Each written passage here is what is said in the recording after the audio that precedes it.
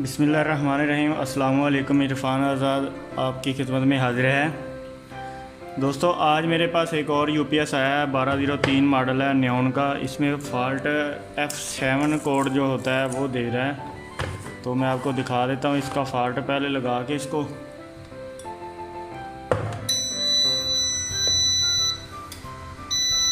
ये आप देख सकते हैं कि F7 दे रहा है, तो आपको बिल्कुल अभी वाज़ेह नज़र आ रहा है। ठीक है जी। F7 जो होता है ये आउटपुट का होता है फ़ॉल्ट।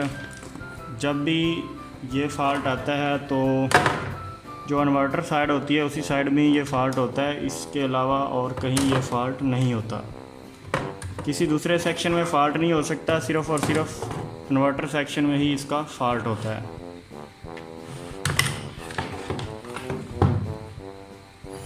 तो ये मैं आपको दिखा देता हूँ। पहले ये बोर्ड किसी ने पहले खोला हुआ था, इसके ऊपर सोल्डरिंग वगैरह हुई है, या शायद ये वाले जो पार्ट्स हैं ये चेंज किए हुए हैं।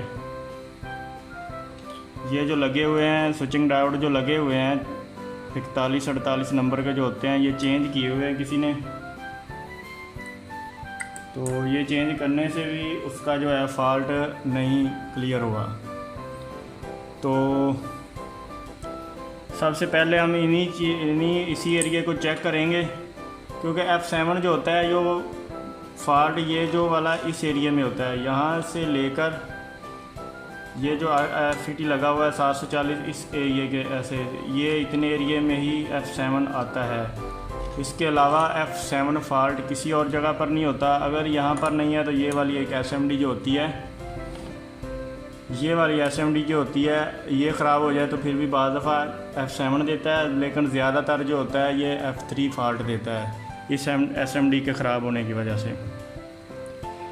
तो सबसे पहले ट्रेस लेते हैं जी इनका फ़ॉल्ट, क्योंकि यहाँ पर काविये का काम हुआ है, तो ज़ाहिर सी बात है यहाँ से कोई चीज़ का मसला है जिसकी वजह से ये F7 दे रहा है। एक और मैं बात आपको बता दूँ, अक्सर दोस्त जो होते हैं मुझे व्हाट्सअप वगैरह करते हैं, मैसेज करते हैं, पूछते हैं फ़ॉल्ट के हिसाब से। तो अक्सर लोगों को एरिया का ही नहीं पता कि कौन सा एरिया किस फ़ॉल्ट के लिए होता है। आज मैं आपको एरिया भी बता देता हूँ। इस एक मैट्रिक्स के मॉडल में तो मैंने पहले एक दफ़ा बता दिए थे, लेकिन अब जो है इस मॉडल के मैं आपको आज बताता हूँ एरिया कौन कौन से होते हैं। यहाँ से लेकर ये वाला एरिया जो है, ये प्रिंट आपको नज़र आ रहे होंगे, ये वाले प्रिंट जो होते हैं, ये वाला एरिया जो सारा है, सॉरी ये चार्ज था तो इसलिए इसने थोड़ा सा डिस्टर्ब किया है। ये कैपेसिटर जो होते हैं ये चार्ज होते हैं। तो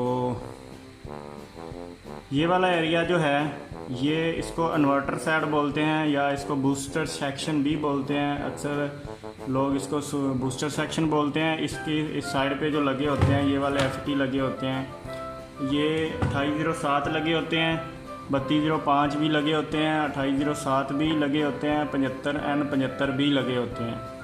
ये सारे सेम ही होते हैं, इनकी फ्रीक्वेंसीज वगैरह सेम होती हैं, तो इसलिए ये सारे चल जाते हैं। उसके अलावा आ जाता है जी ये वाला एरिया है सप्लाई का। ये यहाँ से लेकर यहाँ तक का, यहाँ से यहाँ तक जहाँ से मैं आपको ये दिखा रहा हूँ, ये वाला एरिया जो है सारा सप्लाई का एरिया। इसको सप्लाई का एरिया बोलते हैं। सप्लाई से मुराद है ये इसने UPS को ऑन करना होता है, 12 वोल्ट से 5 वोल्ट कन्वर्ट करके इसने सिस्टम IC को देने होते हैं। ये सिस्टम IC लगा हुआ है, सिस्टम IC ने पूरे बोर्ड को जो है फिर वर्क करवाना होता है। उसके बाद आ जाता है चार्जिंग सेक्शन। ये वाला जो चापर लगा ये चार्जिंग सेक्शन में लगा होता है। इसके साथ ये पार्ट्स लगे हैं, डायोड लगे हुए हैं, और ये वाले FET वगैरह लगे हैं 41-17 नंबर के 38-78 यहाँ पर लगे होते हैं। 26N11 लगे होते हैं, 2611 लगे होते हैं।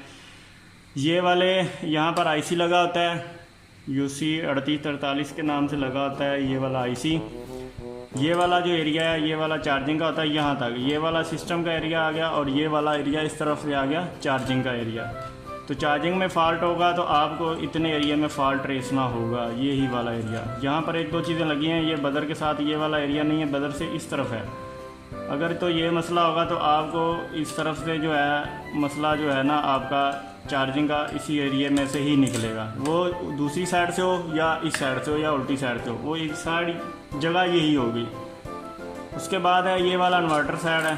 ये मैं आपको पहले ही बता दिया कि ये इन्वर्टर साइड के इसका बेसिकली मैंने फ़ॉल्ट जो है वो मैंने ट्रेस लिया है, मुझे पता चल चुका है कि इसका फ़ॉल्ट क्या है, लेकिन वो मैं आपको बताता हूँ। उससे पहले आप मेरे चैनल को सब्सक्राइब कर लें, साथ में जो बेल आइकन को दबा लें ताकि मेरी नेक्स्ट वीडियो जो है वो सबसे पहले आप तक पहुँच सके। तो अब चलते हैं जी आज के फ़ॉल्ट की तरफ। F7 जो होता है जो इसी एरिया में होता है, तो F7 में आपको बता देता हूँ कि इसमें क्या फ़ॉल्ट है। इसमें जिसने भी ये खोला है UPS, उसने यहाँ पर एक 500 ओम की रेजिस्टेंस लगी होती है SMD, वो लगाई है, चेंज किया है, लेकिन उसने एक साइड से उसको सोल्ड नहीं किया।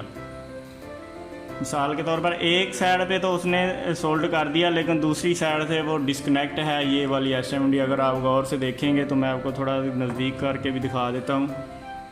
ये आपको नज़र आ रही है, ये वाली जो SMD है ये सोल्ड नहीं हुई है एक साइड से, ये देख सकते हैं आप। इस साइड से सोल्ड हुई है, इस साइड से नहीं हुई।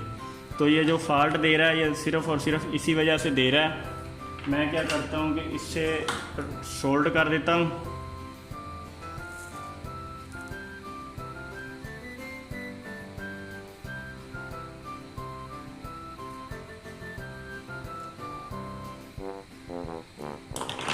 मैंने इसको अभी रीसोल्ड कर दिया है। एक उसने ये वाला कंपोनेंट है, इसको उसने रीसोल्ड किया है, लेकिन वो थोड़ा डिस्कनेक्ट था, शायद उसकी वजह से भी फॉल्ट दे रहा हो।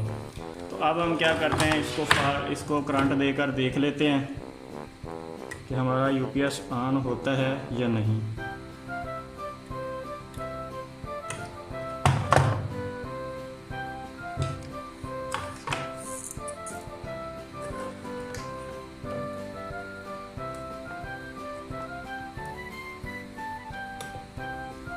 मैंने इसको ऑन किया अभी, तो आप देख सकते हैं कि इसने F7 जो है फॉल्ट नहीं दिया। तो फॉल्ट बेसिकली सिर्फ़ और सिर्फ एक SMD का था, वो जो डिस्कनेक्ट थी, उसने सोल्ड नहीं किया था। तो अगर आपको वीडियो अच्छी लगी है तो वीडियो को लाइक करके कमेंट सेक्शन में ज़रूर बताया करेंगे आपको वीडियो कैसी लगी। तो मेरे चैनल को सब्सक्राइब भी ज़रूर करें और साथ में जो घंटी के बटन को दबाएं ताकि मेरी वीडियो जो मैं जैसी नहीं अपलोड करूं, मैं ऐसे छोटे मोटे फॉल्ट जो होते हैं जो इजीली आप जिनको रिपेयर कर सकते हैं और बिल्कुल आसान तरीका मैं बताता हूं आपको कि आप उसको आसान तरीके के साथ कैसे आप अपना UPS रिपेयर कर सकते हैं। तो इसी के साथ ही अगली वीडियो तक इजाज़त दीजिए। अल्लाह हाफ़िज़।